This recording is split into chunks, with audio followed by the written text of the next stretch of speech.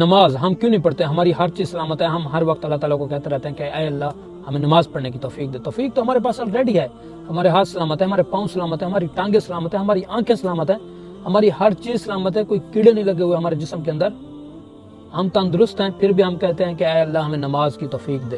توفیق تو اس کو مانگنی چاہیے جس کے پاؤں نہیں ہیں، جس کی ٹانگیں نہیں ہیں، جس کی آنکھیں نہیں ہیں، جو آنکھوں سے معذور ہے، اس کو توفیق مانگنی چاہیے۔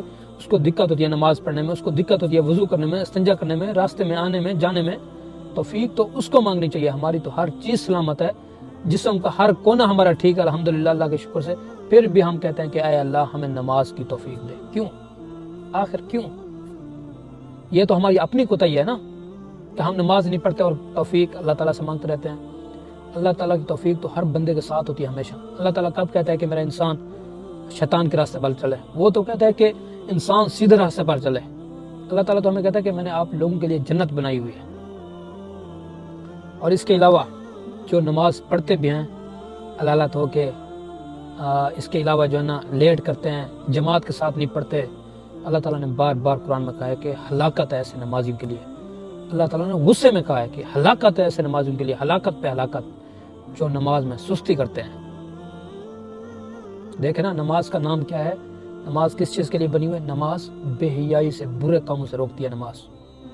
اگر آپ نماز بھی پڑھتے ہیں، گناہ بھی کرتے ہیں، زنا بھی کرتے ہیں، چوری بھی کرتے ہیں، جوا بھی کھیلتے ہیں، ڈکیٹی بھی کرتے ہیں، لوگوں کا حق بھی کھاتے ہیں اور نماز بھی پڑھتے ہیں، یقین جانیں وہ آپ کی اور میری نماز ایکسیپٹیبل ہی نہیں ہے۔ کیوں؟ کیونکہ نماز کا نام ہے، نماز بے حیائی سے، برے کاموں سے روکتی ہے۔ اگر آپ ان کاموں سے نہیں روک رہے تو یقین جانیں آپ کی نماز ایکسیپٹیبل ہی نہیں ہے، یعنی آپ نماز پڑھ ہی نہیں رہے، قیامت کے دن وہ نماز آپ کے منہ کے اوپر ماری جائے گی۔ یہ میں اور آپ نہیں کہہ رہے، یہ خدا کا کلام کہہ رہا ہے، یہ خود اللہ تعالیٰ کہہ رہا ہے کہ نماز برے کاموں سے روکتی ہے۔ اب آپ خود سمجھیں، اصل نماز تو وہ ہے نا جو ہمیں برے کاموں سے روک دے۔ جب ہم دل لگا کے نماز پڑھیں گے، سچے دل سے نماز پڑھیں گے، 5 وقت کی نماز پڑھیں گے، نماز تو وہ ہوگی نا۔ ہم ایسے جائیں گے، سجدہ کریں گے اور سلام پھیر دیں گے اور کہیں گے کہ ہماری نماز ہو گئی، یہ تو پھر نماز تو نہ ہوگی نا۔ نماز تو سچے دل سے پڑھی جاتی ہے۔ جب آپ نماز پڑھیں گے سچے دل سے تو آپ یہ یقین جانیں برے کام نہیں کریں گے، آپ زنا نہیں کریں گے، آپ چوری نہیں کریں گے، ڈکیٹی نہیں کریں گے، آپ غیبت نہیں کریں گے، چغل خوری نہیں کریں گے، کوئی برا کام نہیں کریں گے۔ ایسی نماز کا کوئی فائدہ نہیں۔ نماز بھی پڑھیں آپ اور برے کام بھی کریں، چوریاں کریں، ڈکیٹیاں کریں، لوگوں کا حق کھائیں، غیبت کریں، ایسی نماز کا کوئی فائدہ نہیں۔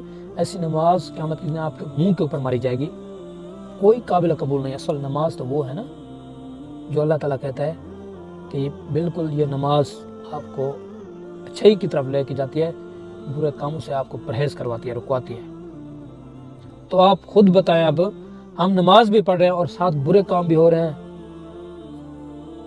رشوت بھی لے رہے ہیں، رشوت دے بھی رہے ہیں، اس کے علاوہ سود کا کام ہو رہا ہے، ہر برا کام ہو رہا ہے، نماز بھی 5 وقت پڑھتے ہیں اور ہر یہ برا کام بھی کرتے ہیں، تو کیا یہ نماز قابل قبول ہے؟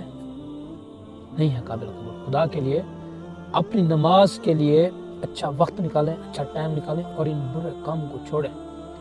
کیا فائدہ آپ کی ایسی نماز کا؟ آپ نماز کے لیے ٹائم بھی نکالتے ہیں اور برے کام کرتے ہیں، کیا فائدہ ایسی نماز کا؟ نماز تو قابل قبول نہیں ہے آپ کی نا، ایکسیپٹیبل ہی نہیں ہے۔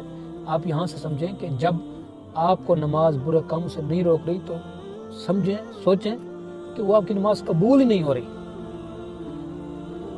کیونکہ نماز آپ کی تب قبول ہوگی جب آپ برے کاموں سے رک جائیں گے۔ اصل نماز تو وہ ہے نا، خدا کے لیے ایسے کاموں سے پرہیز کریں، 5 وقت کی نماز ادا کریں، کیونکہ یہ دنیا کے چند دن ہیں، چند روز ہیں جو گزرتے جا رہے ہیں، زندگی کا اور موت کا کوئی پتہ نہیں، غیب کا خدا کے پاس ہے، نہ جانے کب کس کو موت آ جائے، کب کس موڑ کے اوپر کوئی آپ کا ساتھ چھوڑ جائے۔ نماز ادا کریں۔ اور یہ دیکھیں، آج ہم محفل میں بیٹھے ہوتے ہیں، دوستوں کے ساتھ، احباب کے ساتھ، فیملی کے ساتھ، کوئی فکر نہیں ہوتی، ہمیں کسی چیز کی فکر نہیں ہوتی، کسی چیز کا ڈر نہیں ہوتا، لیکن قیامت کے دن صرف وہی بندہ پار ہوگا جس کی نماز ہوگی۔ قبر میں پہلا سوال بھی نماز کا ہے، آپ کو نہیں پتہ یہ تو قیامت کے دن پتہ چلے گا جب نمازیوں کو ان کے اعمال کا بدلہ دیا جائے گا۔ جو بے نمازی ہوں گے نا، وہ تو ایک سائڈ پہ کھڑے دیکھ رہے ہوں گے کہ گویا ہمارے ساتھ یہ کیا ہو گیا، کاش ہم بھی نمازیوں کے ساتھ اس وقت شامل ہوتے۔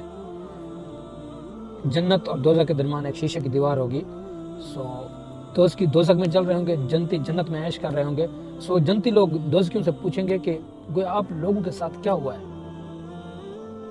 آپ لوگ کیوں دوزخ میں ہو؟ تو وہ کہیں گے کہ ہم لوگ نماز نہیں پڑھتے تھے، ہم لوگ نمازیوں کے ساتھ شریک نہیں ہوتے تھے، ہم بحث کرنے والوں کے ساتھ بحث کرتے تھے، ہم رکوع نہیں کرتے تھے، ہم سجدے نہیں کرتے تھے، ہم خدا کی تسبیح نہیں کرتے تھے۔ اس لیے بے نمازی ہونا ہمیں جہنم میں لے آیا۔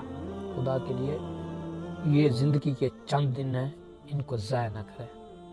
آپ کو جس مقصد کے لیے بنایا گیا ہے وہ مقصد پورا کریں، کھائیں پئیں عیش کریں، لیکن یہ کام لازم کریں۔ جو چیز آپ کے اوپر فرض کر دی گئی ہے اس کو کبھی بھی نہ چھوڑیں، کبھی بھی۔ اپنے بھائی کو دعاؤں میں یاد رکھیے گا۔ اگر آپ کو ویڈیو کچھ نہ کچھ دماغ میں بیٹھے یا پھر اچھے لگے تو ویڈیو کو آگے دوستوں کے ساتھ بھی شیئر ضرور کیجیے گا۔ ہو سکتا ہے کہ آپ کے ایک کلک سے کسی کی زندگی سنور جائے یا پھر کسی کی زندگی بن جائے۔ السلام۔